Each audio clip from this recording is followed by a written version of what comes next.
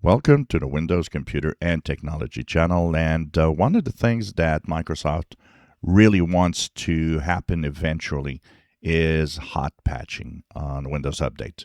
Hot patching would require no restart and would not have a fixed schedule that, like Patch Tuesday, which is always on the second Tuesday, which, by the way, will happen today. But updates that will just go and install themselves in the background without you ever noticing anything. And this, of course, is still far from being in the consumer versions. But Microsoft announced today that the enterprise versions of Windows will get hot patching in their Windows Update starting May 2026. Of course, IT will have some control over it.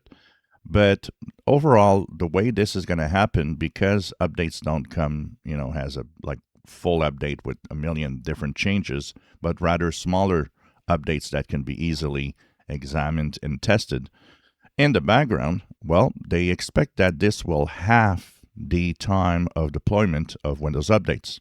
One of the biggest problems with Windows updates in IT is always the fact that it takes a long time for these updates to be applied, sometimes leaving systems vulnerable for a while. Well, this apparently would make things go 2 times faster, or at least half of the time that it usually takes for normal Windows updates. So, of course, this will continue through the year, and Microsoft is eventually thinking of doing Hotpatch. Hotpatch is doing, updates in the background. It's what actually Zero Patch, the system that you can pay your updates, kind of does. It just does an update in the background. You don't even know about it. You don't even know it happened.